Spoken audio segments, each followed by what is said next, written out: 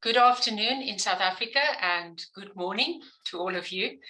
My name is Tina Uys.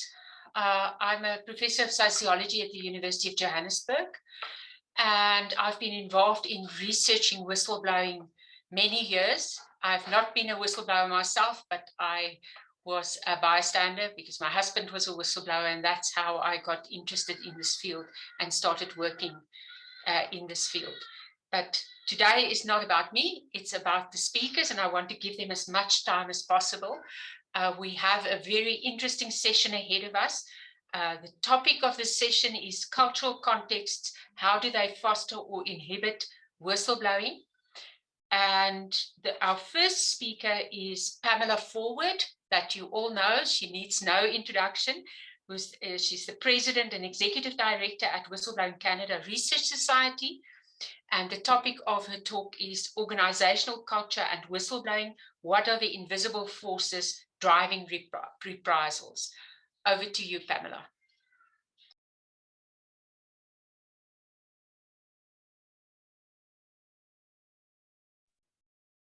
Thank you, Tina. So let me see if I can share my screen. And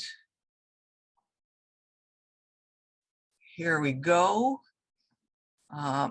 One more operation. Good. So thank you so much, Tina, and to everyone for the opportunity to share with you some of the things that I've learned in my explorations in the whistleblowing world. So now, more than ever, is the time to talk and share what we know about this aberrant behavior of reprisals and why this phenomena of punishment for the truth teller and often impunity for the wrongdoer persists even if laws are in place. Recent events in the US and sadly in Canada too demonstrate the extremes that can occur when disinformation is everywhere and truth tellers are undermined and suppressed. So here's what I'm going to do. I'm going to tell you the key questions I addressed in this presentation, talk a little bit about why should we care about whistleblowing and whistleblowers, discuss the major findings of the foundational study. That's there's a title. I'll expose the invisible forces driving punishment for whistleblowers, and then we'll talk a little bit about what we can do about this. So the first item then, here are the questions I will answer. And the knowledge and awareness these answers bring perhaps will take us to a place where we can do better. So second on my list then is why care? Well, whistleblowers, as has been mentioned already, are a reliable warning system for corruption, fraud, and regulatory failure, and they help maintain honesty and accountability in organizations and government.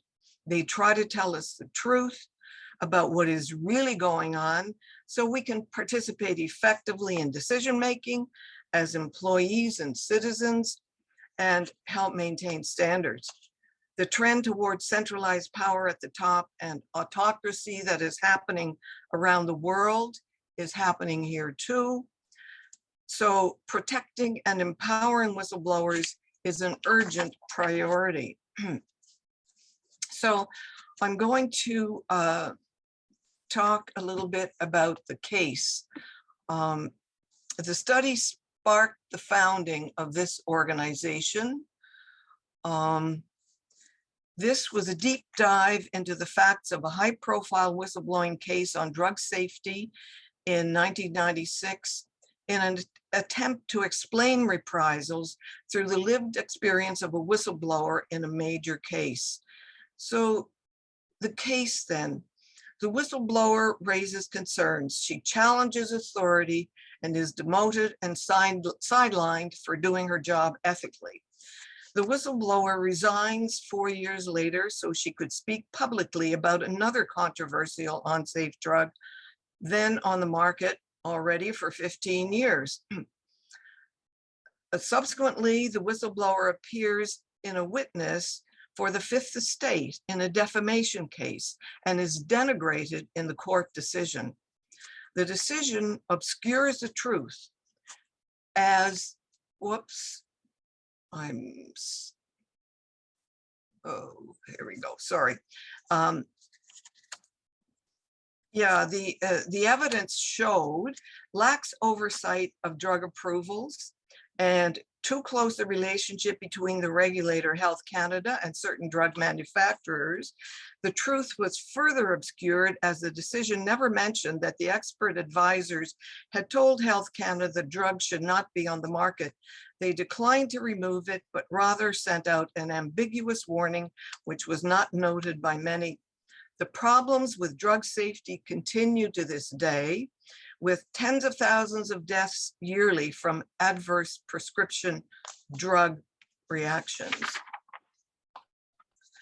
So then the major findings in the case study and the factors leading to reprisals are weak, ineffective whistleblower protection legislation, dysfunctional organizational and political culture, attitudes and beliefs detrimental to whistleblowers in the courts.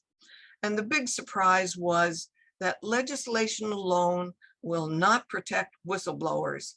Culture counts.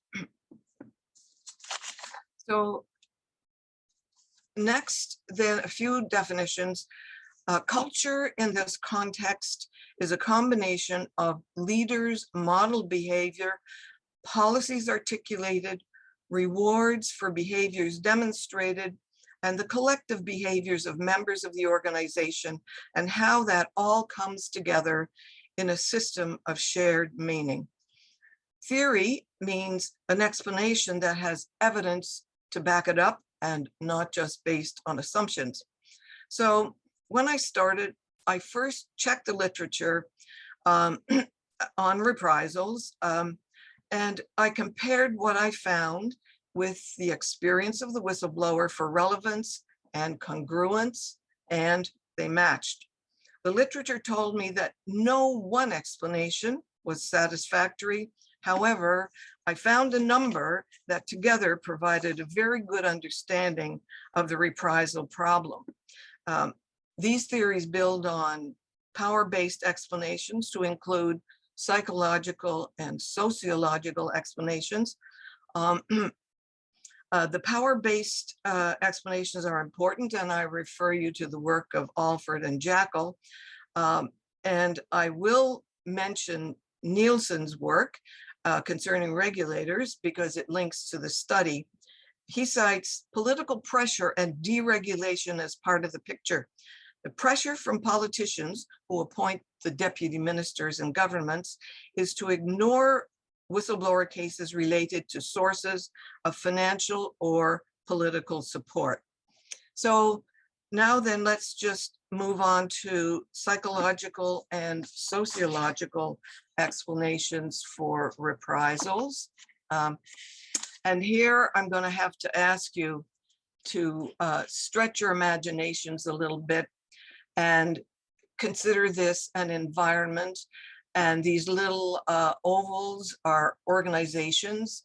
The circles on either side are the mechanisms we rely on to provide organizational checks in abuses of power. And the courts, you can see, as the impartial decision maker in pursuit of justice. Parliamentary standing committees provide an oversight function, and they exist in the provinces as well. So to begin then, I looked at this external environment within which organizations operate. And it is asserted that organizational misconduct is a result of social and cultural factors in our society and the environment in which they exist. Elements in that environment facilitating this are competition, economic success as a culturally approved goal, and erosion of norms supporting legitimate procedures for achieving that success. So the external environment then impacts an organization's internal environment and can spark misconduct and thus lead to whistleblowing. So here we're looking at the internal environment and intrapersonal processes. So this is the part where we come face to face with the remnants of our evolutionary past still within us in our treatment of whistleblowers, where we act like cavemen, truly, or members of groups or gangs wandering in the forests and on the riverbanks as our ancestors did, acting on instinct if a threat is perceived, for survival, to fit in, and to keep the group and the leader happy. So whistleblowing then triggers underlying cognitive and emotional forces as it is perceived as a threat to one's ego, group, or system, resulting in strong emotions such as anger, fear, shame, and causes people to act. And here is where we see the reprisals. Next, we take a look at individual factors and organizational factors in the environment, and the extent to which these factors exist will influence if reprisals are more or less severe. So individual characteristics or tendencies, they're all important to be aware of, but a few are ever present and drive the pernicious behaviors we sometimes engage in while in groups. And I'm just going to mention the two bottom ones here. Conformity in groups. Conformity to group norms is powerful and happening every day for good or for evil.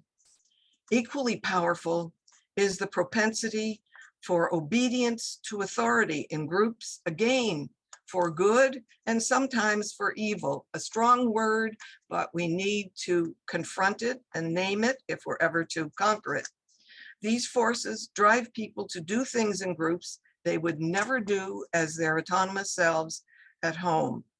So next, from the right-hand side, then, we're going to look at a few organizational factors. Let's look at ethical climate, which is part of a culture, and response to error or criticism, the learning organization.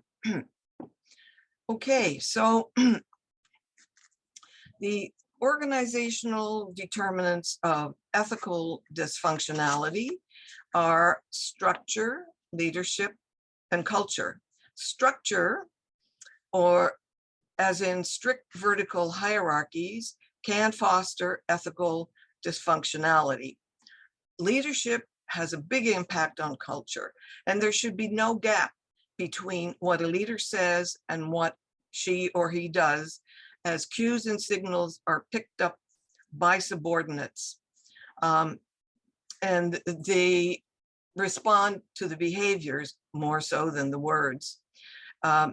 These researchers, drawing from the work of Jerkowitz and Giacalone, have identified what they call the dysfunctional dozen, which are the characteristics of a dysfunctional culture, and they suggest they can be used and adapted to conduct ethical audits. And here they are in all their glory, not very pleasant. And quickly, we're going to have a look at the learning organization. These two concepts are important to be aware of when we're considering the environment in organizations. So learning in an organization then is about detection and correction of error and dealing with criticism. Individual responses in terms of managers' approaches to organizational learning. What we sometimes see is there are espoused theories, which is what they say they do, versus theories in use, which is what they actually do. And here we see that old gap again. Individuals are often unconscious of the fact their espoused theories can be different from their theories in use, and they do need help to surface this. Theories in use can be either defensive in service of the status quo, or reflective. Reflection cuts through the defensiveness to look at values underlying what we're doing and to consider why we're doing what we do. And it involves listening, active listening. A learning system then is a combination of the structure, whether it's centralized or decentralized, and theories in use by an individual. This makes up the behavioral world, or another word for culture. So next, just a quick look at characteristics of a closed defensive learning system, and then the open reflective learning system. Next two slides will just let you have a quick look in the interests of time. Defensive reasoning, anti-learning consequences that lead to defensive responses. Here are the characteristics of an open reflective learning system, entirely different, linked to valid information, behavioral world shares power, and leads to a lessening of competition. So lastly, we're going to look at what we can do about reprisals. As I mentioned, leaders' behaviors have a huge impact on cultures. Trustworthy leaders, both political and organizational, ensure there is no gap between what they say and what they do, as organizational members take cues and signals from leaders' behaviors. And gaps signal insincerity and untrustworthiness. Effective laws and disclosure mechanisms. So a first indication of sincerity in Canada for all governments is to fix the laws. We know they don't work. It would go a long way to restore trust. We should evaluate the disclosure systems and ensure that all the necessary components for support are included, as Wim described in his presentation.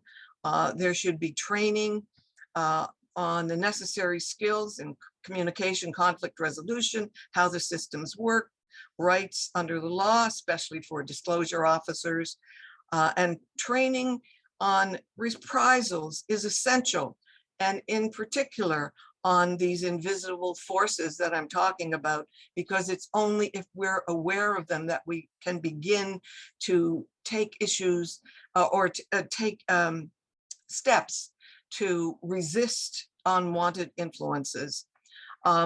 So we should also look at clarifying loyalty, in both the public and private sectors. Who should we be loyal to in our organizations? Our bosses, right or wrong, or organizational mandates and missions? We need to clarify roles for public servants. Are they guardians of the rule of law and public trust? Or are we blind, slavish servants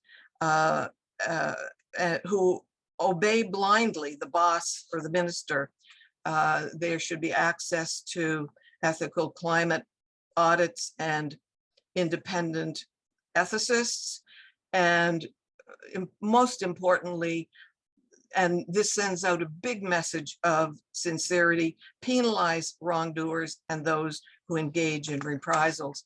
So when it comes to individuals, then I think we all have the ability to influence what happens in organizations, even if we feel sometimes we have no power, because we can commit to becoming more self-aware and to a willingness to transform and aspire to the higher ideals versus our caveman instincts, as we are, after all, we're now modern humans, and we possess intellect, discernment, and can use values to navigate the world. I recommend to you to look up this website, and I highly recommend the book by Philip Zimbardo, The Lucifer Effect, Understanding How Good People Can Turn Evil. He goes into this and has spent his whole career trying to warn us so that we can prevent horrors such as the Holocaust and other kinds of administrative evils from occurring. Pamela, sorry for the interruption, just about a minute. Yeah, I'm just about finished. So I guess what I'm saying is I ask everyone to ask yourselves, what role can I play to help build the momentum for change? Who will inspire our leaders in the public and private sectors to do better? And I think we know who that's going to be. It's going to be you and me, us. We'll inspire them with evidence-based knowledge and communication of what we're willing to accept as normal. Thank you. Thank you very much for an excellent introduction to this session on culture, on cultural effects on whistleblowing. Our next speaker is John Devitt. He is the Chief Executive of Integrity at Work at Transparency International, and I want to ask him to introduce the topic of his book himself.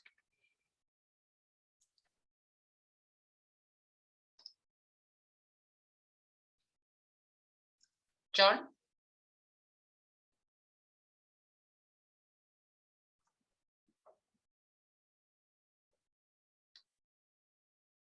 Paloma and Avi, is John available to talk?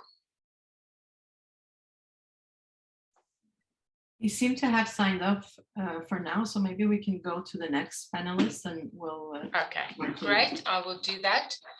Our next speaker is Marc Tassé. He is a professor in the Faculty of Law and Telfer Executive MBA at the University of Ottawa.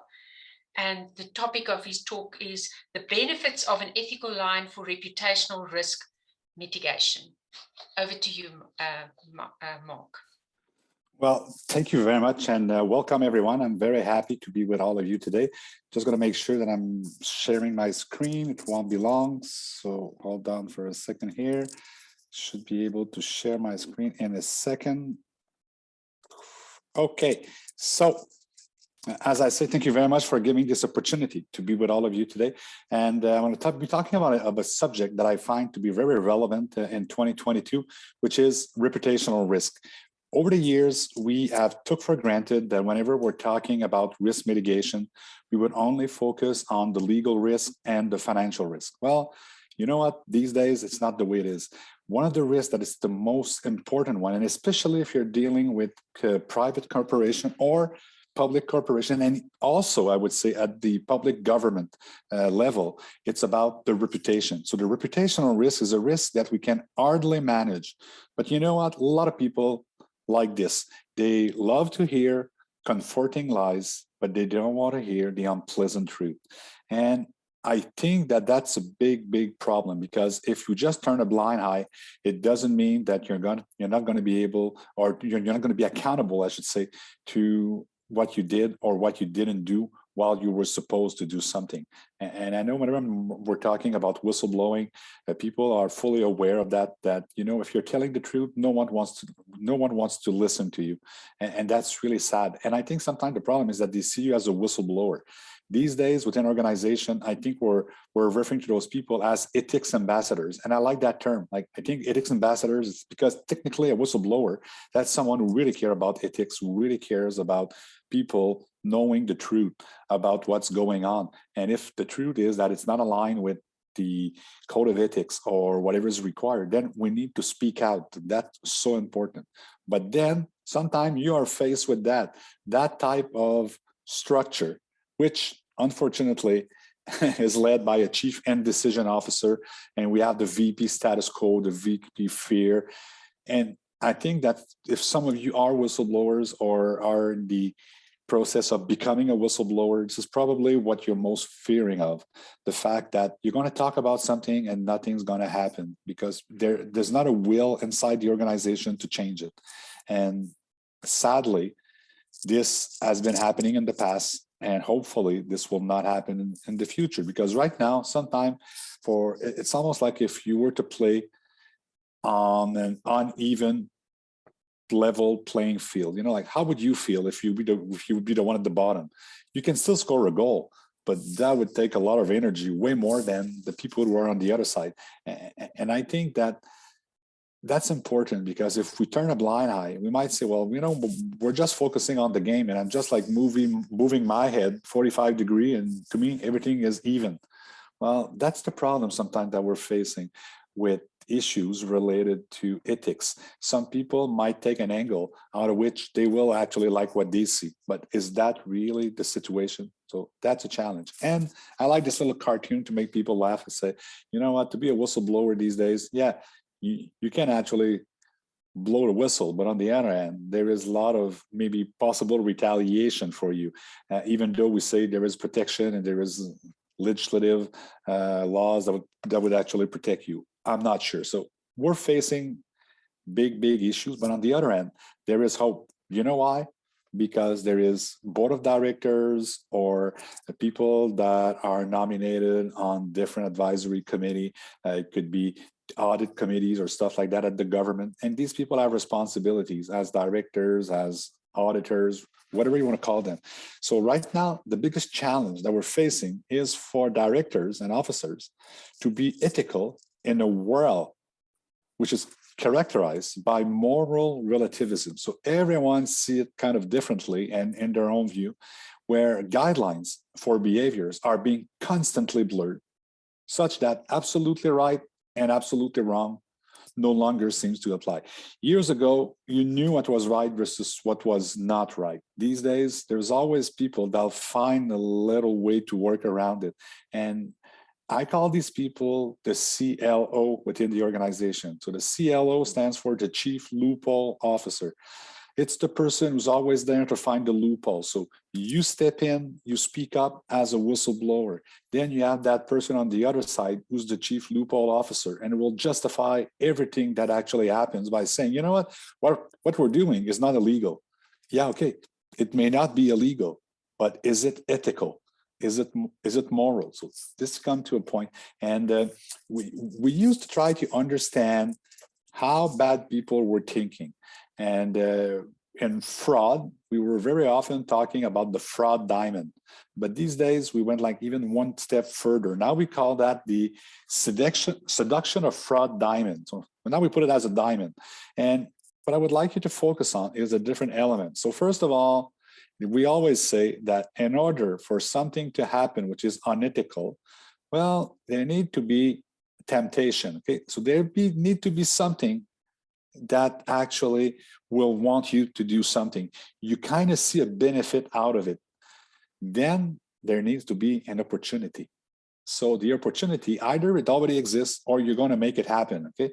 So for example, it could be a lack of internal control, or people that blindly trust some people and they don't even question what they're doing, and they take for granted that whatever they do is what was supposed to be done. And then we also have the sense of entitlement. People think that are entitled to do whatever they want. So because they're top management or top executives, it's all good. They can do whatever they want because, hey, they're the executives or they know better than you. So they get this sense of entitlement. And as I say, with justification or no justification at all, but they can rationalize it by comparing to other stuff or to other people to say, you know, yeah, that's right. What I'm doing might not be right, but there's people who do way worse than me. So they always compare with others. And finally, and that's the new element that was actually added to our initial, when we had our initial fraud triangle. It's this new element, which is called boldness, which means people are not afraid of consequences, even if they get caught. Okay, so what's going to happen? So imagine you're a whistleblower, you see something that should not be happening, you report it, you have the courage to report it, and you actually put yourself at stake. You don't know what's going to happen. There could be retaliation, but still, you still believe that's the right thing to do. And then you get these people that you report and they say, you know what, I don't care. Report me if you want to. I'm not even afraid of the consequences. So the boldness, that's the part that is more and more dangerous these days, because some people are going to laugh at you and say, you know what, like, do it. And what do you think is going to happen to me?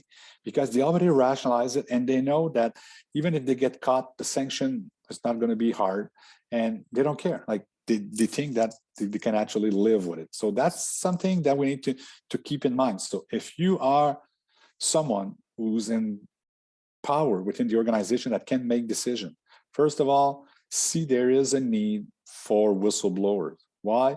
Because everyone within the organization will always face ethical dilemmas. On one side, they can actually do the right thing. On the other side, they would feel like it would be great to do the wrong thing and maybe not get caught. So that's the part that we are facing, and those challenges. And the people that are the most dangerous one, the ones I was referring to as the chief loophole officer, it's because these people see a difference between the letter of the law and the spirit of the law. Okay?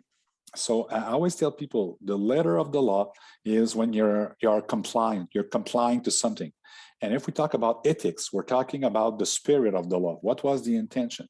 So when you will see people who lack a lot of ethics behavior, these people will actually always justify everything by saying, you know what, I don't doing anything wrong. So that's something we have to be careful. I see right now it says your screen sharing is paused. Can you still see my screen? Yeah. Okay, perfect, great. So I guess it's just something that just pop out, but it's all good. So as I said, chief loophole officers, the biggest threat to the whistleblowers, not because they're going to retaliate, because they're going to try to make you feel like what you're doing is bad and that, you know what, you're just wasting our time because what we're doing is totally illegal. As I say, these days, it's not about to prove if what they're doing is legal. It's to prove if what they're doing is ethical, because in ESG, the G stand for good governance, not for greenwashing, like some people like to joke around. So the G stand for good governance. Therefore, you need to make sure that if you report something, don't say, I want to report something which is illegal. Say, I want to report something that is actually non-ethical.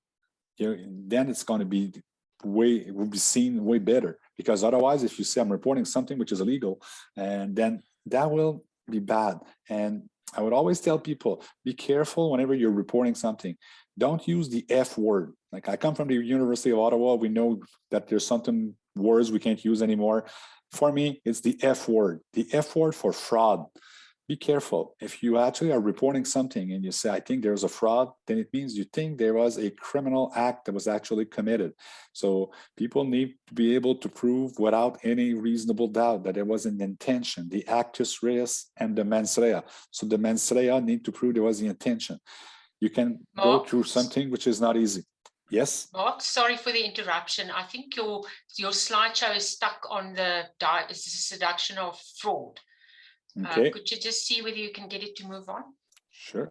I'll do it again. So I really like that slide. Maybe that's why I'm joking, but okay, I'll try to share it again if you give me 1 second. So I'll go again with the screen sharing. Go back here. So now you should see my screen. Yes, we do. Okay. So now I'm going to go with this part here when I go the letter of the law. So with the letter of the law, now, one thing we have to keep in mind is that if you are just finding a loophole, what you're doing is short-term gain, long-term pain, because for the company, for the future, they're going to have an issue. The issue will be the fact that they will be facing consequences, reputational risk that they don't know what will be the consequences. And it always makes me laugh when people say, you know what, like, we don't like whistleblowers within our organization. I always say, if you don't have a reporting line, those people can actually share what they see on the social media. And believe me, then you're going to have no control about what will be the impact of the allegation of non-ethical behavior. So you better have something in place. You better see these people as your ethics ambassadors, not as whistleblowers who can actually tarnish the reputation of the organization. Because I always say a whistleblower doesn't tarnish the reputation of the organization. It's the people who commit the non-ethical behaviors that actually tarnish the reputation. The whistleblower is there to help out, to fix the thing. He's your fixer. He or she is the one to really change it, to say, you know what, hey, there's something that is happening, need to be changed. So there's nothing wrong or shameful to be that person. It's something brave. And if you talk to people that are in position of power and decision, then you need to talk to them about their fiduciary duties. So if you were to report something, talk about the fiduciary duty of the board of director or the executive committee or the advisory board. The fiduciary duty says there is a duty of care, which means to prevent, to detect, to inform, and to correct. And in the UK, about 3 months ago, if I recall correctly, they was the first case that they actually went against board members. And they went against them by saying failure to prevent. So they hold them accountable for not having put in place things to prevent. And it came from, there was something that was reported and people didn't care about. So they did not take that into consideration. They did nothing to prevent that from happening. And it did happen. So they hold the board responsible. So legal risk, you can talk about it if you want to, but there will always be a chief loophole officer that will challenge you. The financial risk, they might say we're too big to fail. We're rich, we don't care. That's normal money. But reputational risk, talk to them, say, I'm reporting something that relates to the reputation of the organization. And I think that there is right now reputational risk at stake. You will get people attention, that's for sure. And I took that from the internet. They were looking and talking about, is it better to actually have ethics ambassadors or not? So they were comparing companies with ethics ambassadors and comparing companies without. And let's just focus on the things that were a little bit different. So if we look at companies with ethics ambassadors, internal reporting on ethical performance, 96%, without only 67. So if you actually, and elements that were actually brought and discussed at like board level meeting, well, if talking about ethics, without ethics ambassadors program in place, 44%, with ethics ambassadors, 83%. So if you sit on a board, you want to have ethics ambassadors because then they will bring issues that will be brought to the agenda of the discussion of your board. And then you're going to be able to prove that you were not negligent, that you performed well your fiduciary duty, which was a duty to prevent. So it has to be embedded in people's way of thinking to say, you know what, hey, the ethics ambassador is crucial because they help me do my job correctly. They are the people that provides me the information that I'm looking for. And they were also different area that they were actually giving us. So what they actually realized was the fact that it is good to have ethics ambassadors, okay? And there's one thing you might kind of wonder, because there is one stats that is really different. So for example, we said with companies with ethics ambassadors, did they need to do a public commitment to ethics standards? Only 52 compared to 75. Why? Because it's embedded within the organization, okay? They take it for granted. They don't need to make a public commitment about it. It lives within the organization, okay?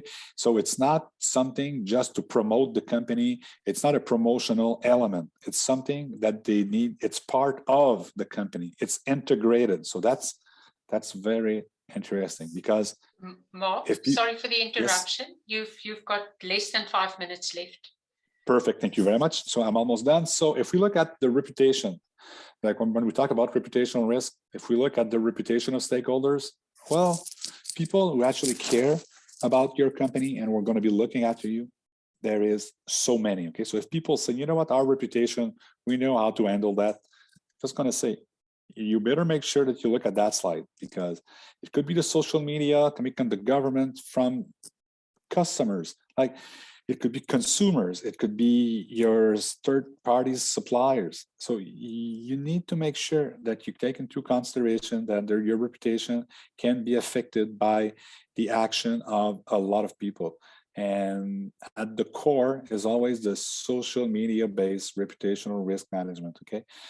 You need to make sure that your reputation is at the center of every decision, a reputation of the organization, and that you are really putting everything in place to encourage it. Because otherwise, well, we saw in these days, there's a lot of investigation that are done by investigative journalists. And what we also realize is that in the social media, allegation can be more devastating than accusation, okay? Allegation is very, very dangerous because you get adverse media coverage.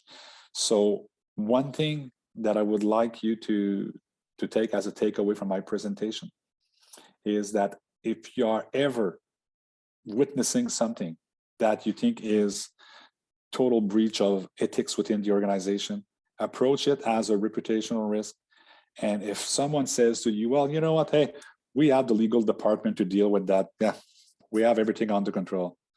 Maybe remind them that there's no such thing as too big to fail.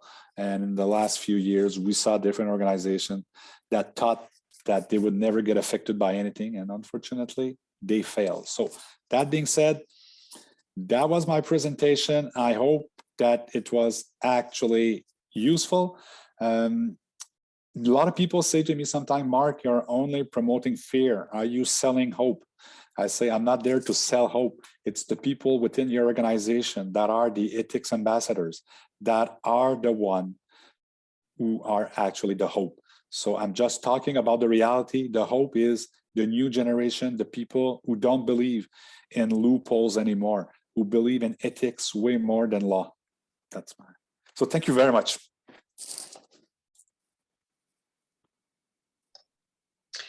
Thank you very much, Marc. Thanks for a very interesting discussion. Our next speaker is John Devitt. He's the Chief Executive of Integrity at Work at Transparency International. And John, I don't have a topic for you, so I'll leave it to you to introduce your topic and to indicate your topic. Thanks, Tina. I hope you can hear me properly there. Yes. Sorry for the technical hiccups. I'm working from the office for a change. I usually work from home. And I encountered more technical problems than I expected. But I'll, without further ado, move on to my presentation and talk to you about organizational culture and whistleblowing from an Irish context, or our experience in working to promote workplace cultures that are conducive or supportive of whistleblowing. And before I do, I should briefly introduce you to me. I'm Chief Executive of Transparency International Ireland, and have been working on or working to promote accountability and transparency in public life since 2004 when I founded the chapter, and working in earnest specializing on whistleblowing since 2009. I'll briefly explain our approach and a bit about us and our work. For those of you who aren't familiar with who we are, and I presume you can see the slides properly here. You can see a map of where TI is based or has chapters or offices. Where our headquarters or secretariat is in Berlin. We're a network of independent anti-corruption organizations or non-profit organizations campaigning to tackle corruption worldwide, probably best known for the Corruption Perceptions Index. But we also operate what are known as advocacy and legal advice centers in around 70 countries. And we also work through partners, have done so with FAIR in Canada.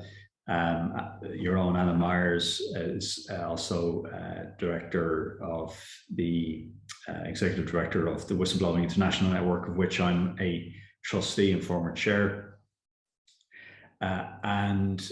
We also work extensively at a regional level on this issue, and have been lobbying hard for the transposition, for the introduction in the first place, and then the transposition of the EU whistleblowing directive. We work at 3 levels, at TI Ireland, national, organisational, and individual, and I can talk about those 3 levels in turn.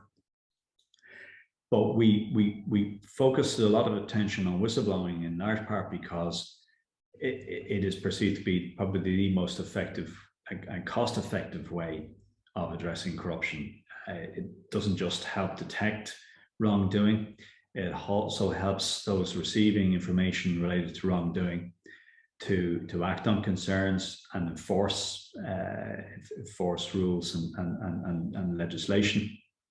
Helps organisations, policymakers that a lot to do, help them learn and change systems on foot of that information, which in turn should help prevent and deter wrongdoing in the first place. So it's a critical step in a virtuous cycle. TI Ireland itself works at 3 levels, as I said, national, organisational, and individual. And as part of our support for whistleblowing and as part of our work in helping foster workplace cultures aimed at supporting whistleblowers, we operate what has become Ireland's national helpline for whistleblowers, the Speak Up Helpline, which offers information, referral, and advocacy in support of some of our clients. In 2016, we established Transparency Legal Advice Centre, which provides legal advice, and we engage with organisations and employers through the Integrity at Work initiative. The helpline so far has supported around 2,000 clients, and the Law Centre has provided in the region of €1 million in free legal advice or free legal advice, with an estimated value of €1 million over the last 5 or 6 years. And we also publish guidance for people reporting wrongdoing, and use the data that we collect on our clients' experiences, anonymized data, to make recommendations for reform, and also use that data to advise employers and organizations on how best they can respond to their workers' disclosures. As I said, we've been running, we also engage with employers through Integrity at Work, which we launched in 2016, and which I'll come back to in more detail in a moment. I should, by way of context as well, briefly touch on Ireland's Protected Disclosures Act, which is a piece of legislation protecting whistleblowers in the public, private, and not-for-profit sectors. It affords people the right to report a variety of wrongdoings, everything from criminal offences to risks to the health and safety of individuals in the public, or environmental hazards, and the cover-up of different forms of wrongdoing as well. It protects people from dismissal, from penalisation or detriment. It affords people the right to take civil action for detriment, including those connected to whistleblowers, so they could be family members or employers, although we haven't seen a case through the High Court yet where that particular section of the Act is being tested. But it is a vast improvement, one way or the other, on what was in place prior to 2014. When we looked at legislation prior to the enactment of the Protected Disclosures Act, we found in the region of 15 pieces of statute offering people varying degrees of protection in different sectors, reporting different types of offences. One would need to have been a legal expert to navigate this Byzantine system of protections, and it also didn't protect whistleblowers, for example, in the banking sector. That changed part because of our campaign to introduce this law, which ran up to 2011, 2012, but also because of a series of scandals, most notably the collapse of our banking sector. And there was enough political momentum then to see the introduction of this law, which, as I said, offers people different protections, but also affords them the right to report internally, externally to regulators, and if necessary, more widely, depending on the circumstances. And as I said, it covers everything from unfair dismissal to the right to take legal action or for civil damages. It also offers people immunity against prosecution, civil immunity in most cases for making a protective disclosure, and also has provisions around the protection of identity. The legislation itself helped inform the European Union directive. It's considered to be currently one of the strongest pieces of legislation on the statute books anywhere in the European Union. Although we do have concerns, which I could touch upon if people are interested, about the transposition of the directive here, which may weaken some protections for whistleblowers. And this survey was conducted by the International Bar Association, I believe, with the Government Accountability Project last year. So we have the legislation on the statute books. I should mention that when we did this research back in 2009, we also found prevailing negative attitudes and prevailing cultures which were not conducive to even the introduction of whistleblower legislation. So we'd sometimes hear members of Parliament talk about the need to avoid establishing a so-called Cranks Charter. I think I remember one MP referring to whistleblowers in Parliament as snitches. So I think post a number of scandals, really, one of which was quite groundbreaking, involving a police officer by the name of Maurice McCabe, who blew the whistle on systemic abuse in our police service, systemic petty corruption.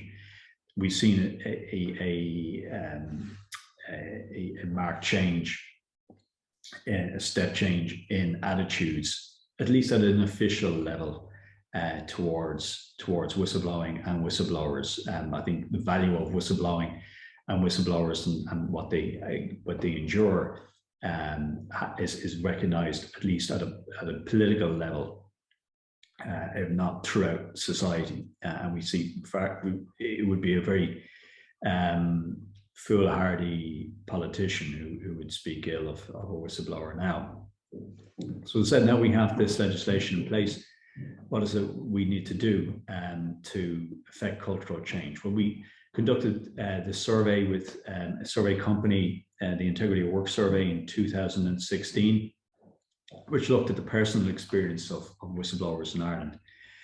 Counterintuitively, we found that of those who said, and we surveyed 1,000, just under 1,000 employees in the private sector, of their experiences in speaking up, just 20% said, or just over 20% said, that their experiences had a negative impact on them. In fact, more people said that they had a positive experience, or the consequence or the outcome of blowing the whistle or sharing information of wrongdoing in the workplace had a positive impact. And these findings are reflected in survey data from Norway, Australia, and to a lesser extent, the United States, which should prompt some discussion about what it is we mean by whistleblowing. And my colleague, Megan Van Portfleet, and Kate Kenny as well, have done a great deal of work around identity theory and how people identify as whistleblowers, and might identify as whistleblowers, based on their experience or a negative experience. So in short, although many more people seem to be blowing the whistle than might identify as whistleblowers, so to speak. So we asked people why they would report wrongdoing or not report wrongdoing, rather. The majority, the largest number who said they would not report, said they would not report because or out of concern for losing their job. The second most common reasons, and we see this reflected in international survey data too, is that the concern would make no difference. It's a fear of futility as much as a fear of reprisal that is deterring people from speaking up. And the third most common reason, where a concern for their colleagues losing their jobs, or concern for future career prospects, and fear of isolation. Attitudes, again, counterintuitively, were more positive amongst employers than employees. And so 91% said people should be supported in speaking up, even if it reveals confidential information. And a similar number of people said, amongst employers, said that it's in the interest of their organization to see people speak up about wrongdoing if they witness it. However, it was quite revealing that when asked, would they still encourage their employee to speak up if the information they were disclosing might damage the reputation of the organization, we saw a sharp drop from 86% to 29% of those who either agreed strongly or were very likely to encourage their staff to speak up. When asking employees who they would trust to share their concern, most said it would be a line manager inside their organization or to senior management.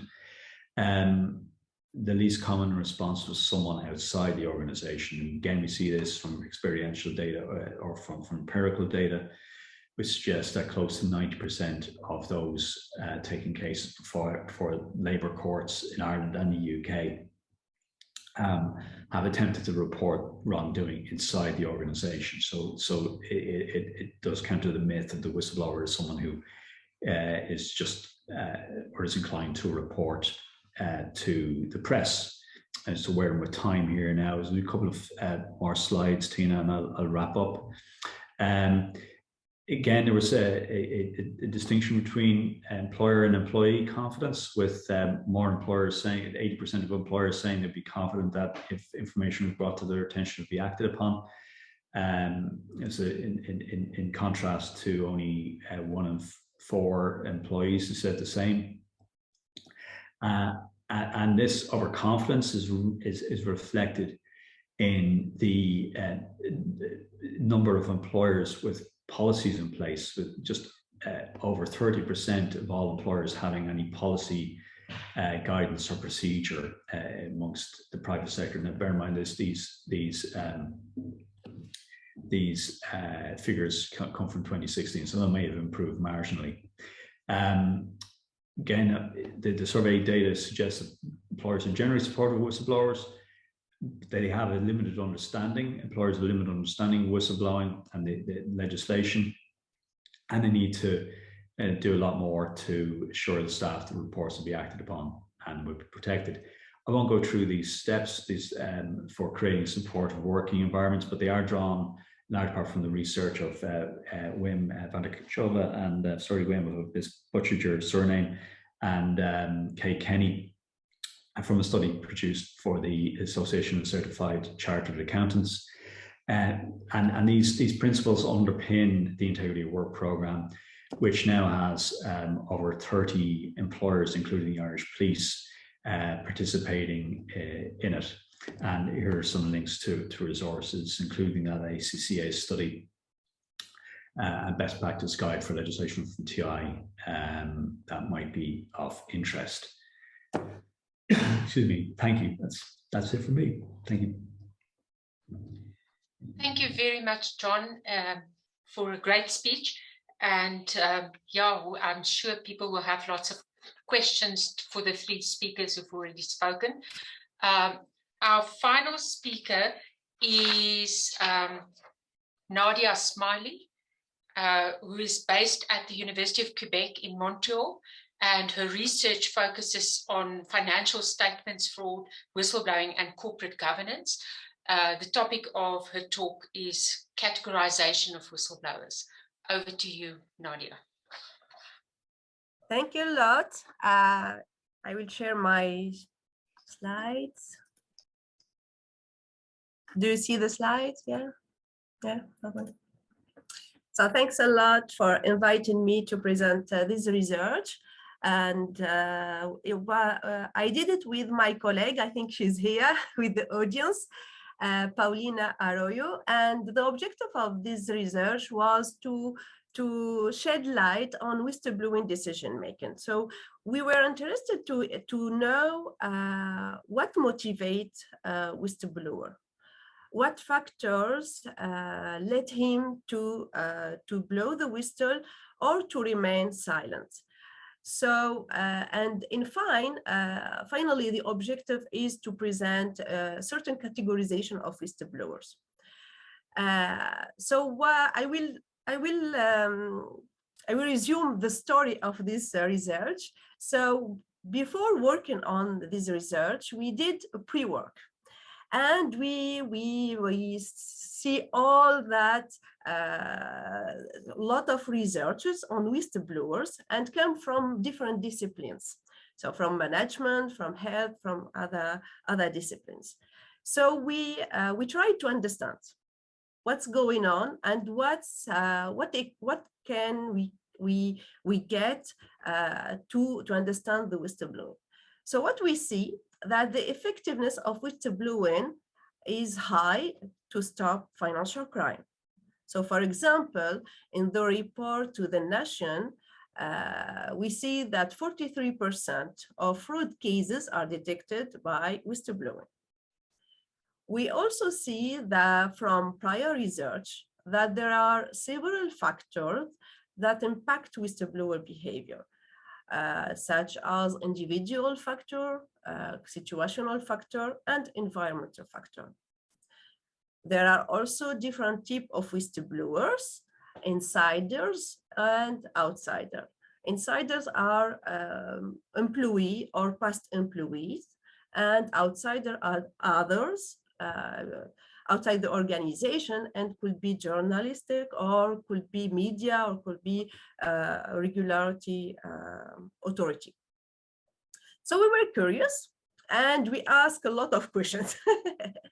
So we tried to understand who are the whistleblowers in Canadian cases and exactly for the fraudulent financial statement cases, Canadian fraudulent financial statement. And what channels are used? For example, did an insider whistleblower use directly internal channel, so inside the organization, or go automatically to external channel? So what factor also affect this behavior? And if also this factor impact the whistleblowing channels? So we tried to respond to these questions. I don't know if we succeed to do that, but we did a lot of work. And the first thing that we did, it's to define the whistleblowing. So we take a wider view of whistleblowing. For us, whistleblowing is the disclosure of a report of a wrongdoing by insider and or outsider through internal or external channel. So what for us, this is the meaning of whistleblowing. And to do that, and we considering all prior research on whistleblowing, so we tried to have a new look at this complex behavior and to understand what's going on the mind of the whistleblower. So we adapted from the fraud triangle and we proposed a whistleblowing triangle. to explain the behavior and the act of whistleblowing and what motivates the whistleblower to act, to blow the whistle. So we suppose that whistleblowers are under pressure and have incentive. This pressure could be personal, social pressure, psychological pressure. So he has a religious value, moral standards. So this is like pressure, personal pressure, but also we can have other pressure, financial pressure. We can have reputational pressure and media pressure. And the whistleblower also will ask two questions. Will I be able to disclose the wrongdoing? What are the resources at my disposal? So if he answers to this question, all the answers are in the opportunity elements. So for example, how the whistleblower perceives his power? Do he think that if he reports the wrongdoing, there will be change? If the management takes these reports seriously and stop the wrongdoing, or we can see other change. In the opportunity, we can see also corporate governance or the change of corporate governance or the change of the control, ownership control, for example.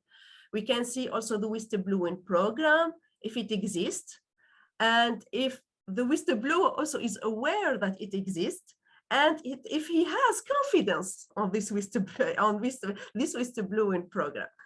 So he has to evaluate all this. And also, we think that there are like kind of cognitive justification. We think that doing and reporting a wrongdoing is complex decision. So the whistleblower will be confronted with discomfort, and he has to convince himself that it's the right thing to do. So I have to do that. What we mean by that is like the rationalization, and it takes so the whistleblower can justify this act by individual reasons or altruistic reasons. So it's the best thing to do for me, or it's the best thing to do for other employees or for the society as a whole. And how do we work? So we identified the cases for almost 10 years, financial statement cases, and we read a lot of documents to see if these cases, before they were detected by OSC, Ontario Securities Commission, they were revealed by a whistleblower before, like 1 year or 2 years before. So we read proxy statement, regularity briefs, media articles, court proceeding, and we analyze all these documents and for the cases to see if there's a trend and to see if our concept of fraud triangle can work, and also to help us explain the motivation behind the Whistleblowing Act. So the first thing that we see that, yes, there are two kinds of whistleblowers, so inside and outside. And they can choose internal channel and external channel. But the most interesting thing that we find that for 11 cases, we have 26 whistleblowers, which means that for one case, for a single case, we have 2 or 3 whistleblowers. It was the case for CINAR. So the first whistleblower was Claude Robinson, and after Bloc Québécois and CIBC, the Canadian media, take the report of Claude Robinson to reveal another fraud, which is the tax fraud. And we see also there are a dynamic relation between between whistleblowers and also between the channels. So for example, in the case of Hollinger and the whistleblower Paul Winker, he chose first to bring the disclosure internally, but he has doubt. He was not convinced that the management will act adequately to his report, so he goes outside. So we see that there are a dynamic between the whistleblowing channel and also between the two types of insiders. After that, we try to explain our elements for the whistleblowing channel and for the whistleblower. So for example, we see that an insider whistleblower have more personal pressure. He's more concerned with ethical issue. However, an outsider whistleblower is more concerned about professional reputation and the public exposure. And also the opportunity differs. So for example, for the outsider, the opportunity that he has is really the professional knowledge and the industry knowledge. For the insider whistleblower is the access to information and also the professional competences like skills and also knowledge. So all of that help us to have a certain categorization of whistleblowers, and we propose it for types of whistleblowers. So we have protective, skeptical, role prescribed, and self-interested. We see the protective whistleblower as an insider whistleblower who trusts the capacity of the organization to correct the wrongdoing and to stop the crime, the financial crime. However, the skeptical whistleblower, he's convinced also that blowing to talk is the right thing to do, but he has no trust on the organization, so he prefers to go outside. The role prescribed are those like auditing firm, professional firms that they are aware that they could be sued by the firm if they fail to do their job, and also they have professional pressure to see if there's something going wrong. We have the final one, self-interested, our final categorization. Self-interested whistleblower are, for example, journalist, investor, short seller, who try to report wrongdoing outside and for personal interest. So this is one of the first research on whistleblowing. We were happy that the concept of whistleblowing triangle were used by other researchers and for other contexts rather than Canadian one. And we don't know if it could also be tested, and it's a good concept in other culture. And if the three elements of our triangle has the same ponderation, so for example, if the whistleblower, for him, it's the most important, to evaluate the opportunity is more important than rationalization. And that's it. So hope that this presentation was helpful for you. And if you have any question, please ask now. And if you want, you have also my email.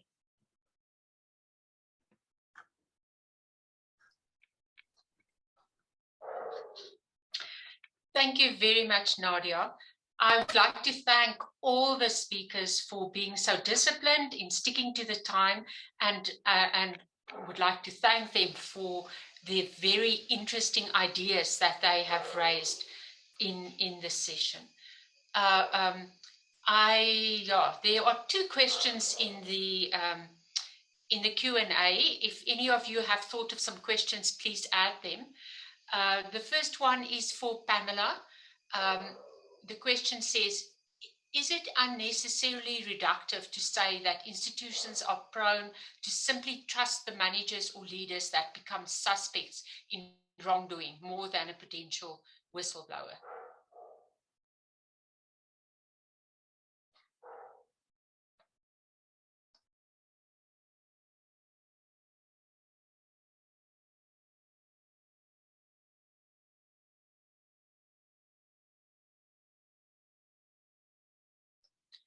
Pamela, you muted. Sorry, thanks for reminding me. Yeah, so I think probably the best way to answer that question is to consider, what kind of organization is it? What kind of culture is operating? Is it the closed, defensive kind of culture, or is it an open, reflective kind of culture? And if it's the closed kind of culture, I think it's quite likely that what is going to happen is the managers will be supported and the whistleblowers will be seen as a threat, as per our instincts in groups, as described in my presentation. And I guess there are efforts out there to change organizations. I know I worked in one. The CEO kept asking us every year at the annual dinner how we enjoyed it working in the organization, and did we think it was a learning organization? There were mixed reviews on that one, but I wanted to just indicate to you, and I didn't mention it in my presentation, but it was there, the resources and the links, the websites on the last page.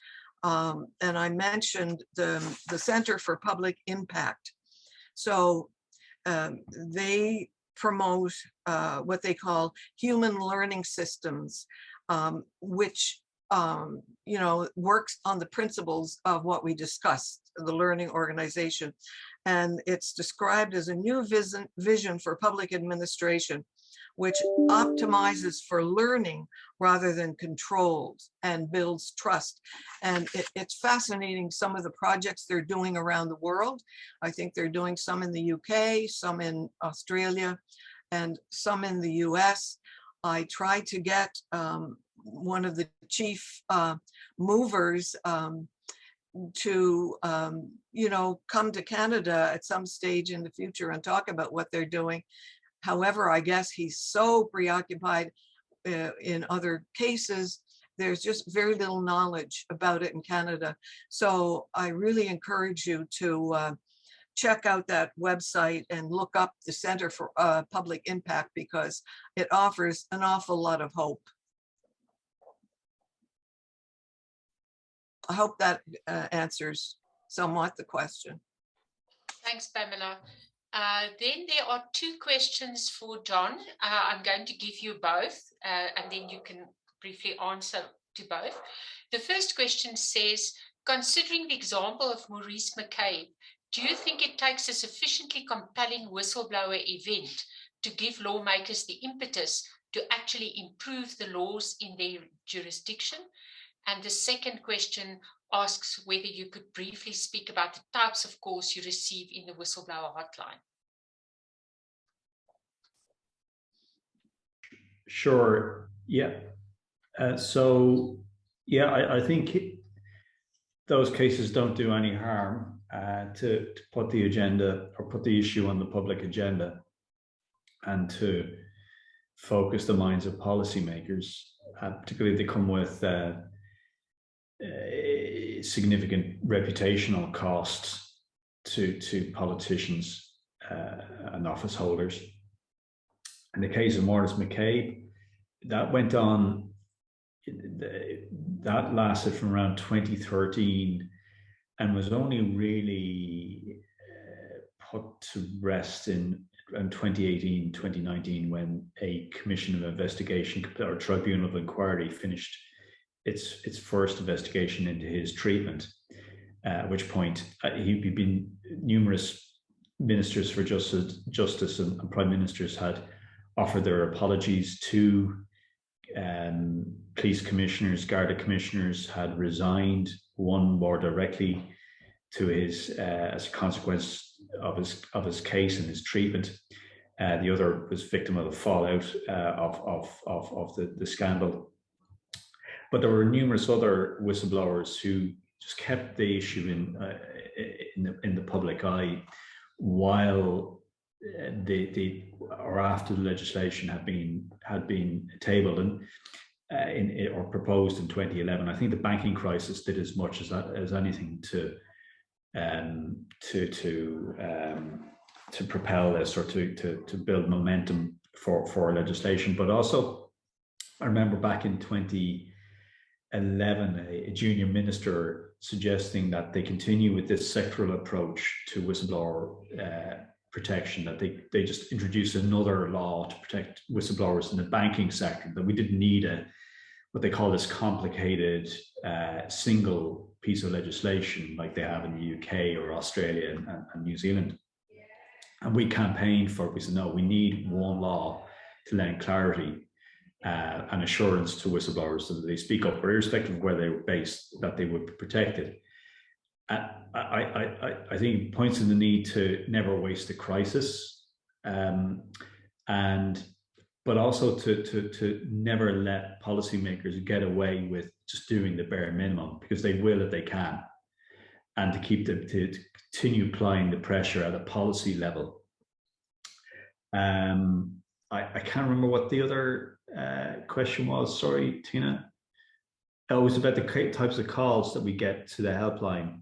Yeah, I don't have the stats. I could bring up the stats now, but you might be surprised to hear one of the largest sources of concerns to the helpline is from the third sector, the not-for-profit sector. And I think that might be in part because, well, the size of the sector here in Ireland is quite large, but also the unavailability of supports for those working in the charity sector. And also we talk about whistleblowing triangles, the inclination of people in the sector to speak up. A large proportion, I think the largest proportion of those speaking up as well is from the health sector. And they also report the largest degree of whistleblower reprisal.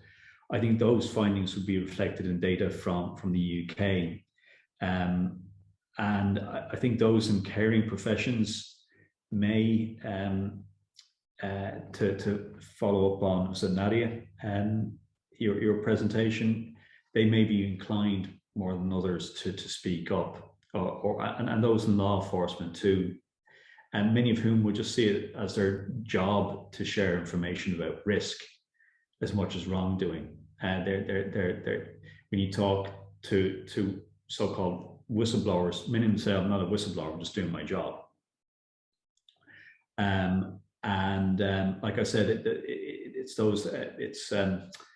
healthcare, charity sector, and I think financial services was up there as well, but I could be wrong. I don't have the figures at my fingertips. We don't, as someone has asked, Linda has asked, how do we keep up with the volume of calls?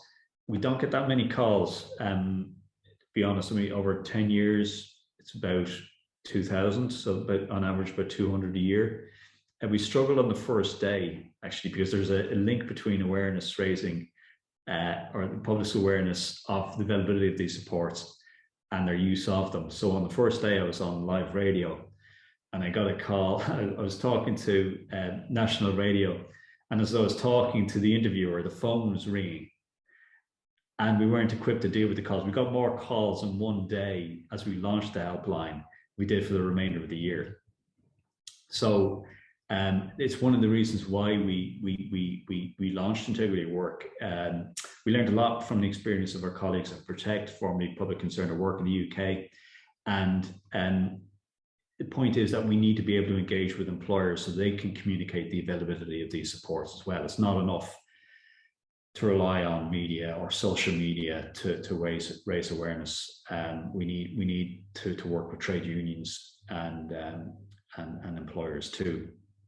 And that's been a struggle, I think, as well, because many of them seem to think that they're well equipped to deal with this on their own and don't see the need for any help. And I think, I mean, just on police in Canada, I know they've had issues with the RCMP, with the Mounties before federal police services. Worldwide, you'll find that the same patterns emerging. And you come back to the fraud triangle, or we use a slightly different equation, where there's an incentive and an inclination without corresponding accountability and transparency, you're going to see people abuse their power, and those factors are particularly present in law enforcement. You know, where there is an incentive, particularly where they're encountering where the stakes are high, where they're working in narcotics or vice. The temptation is there to abuse power, and I don't think this is unique to the Irish police or the Canadian police forces either. So. Thank you very much. I think we're coming to the end of this session. I just quickly wanted to make a comment about something that I found interesting regarding Marc's and Nadia's papers, and that is there's some correspondence between Marc's diamond of the seductiveness of fraud and Nadia's triangle, whistleblowing triangle. The only one that Nadia left out is boldness, and I think that is something that whistleblowers also need, to be bold. So it's a little bit, so one could actually play around with how these, if you want to use this, both diamonds, how these diamonds play a role, both in creating opportunities and incentives and temptations for engaging in fraud, but also opportunities and pressure, incentives, and the rationalization of blowing the whistle, and the boldness that you need in both instances to be prepared to do this. Thank you very much for very interesting and thought-provoking papers, and I hope this is going to continue in the rest of this session. I'm sure it will. Just some final remarks that I just want to make, and that is that for those of you who are interested in doing some further networking, there is a networking room if people are interested in connecting with each other, and you will find that on the main page of the conference on the top of the screen under the tab Rooms. So you can go there and investigate that. The next session is the keynote address of General Romeo Dallaire. The session will not be recorded, so please do not miss it. The room will open at 12:30, but the session will formally start at 12:40. And this will allow you to get something to eat and stretch your legs before this session starts. And at the end of the talk, General Dallaire will take questions. So thank you very much for attending this session. Thank you very much to our speakers. And I hope to see all of you in the further sessions of this conference. Good night for me. Good afternoon for you. Or good morning. Goodbye. Bye. Thank you. Thank you. Thanks.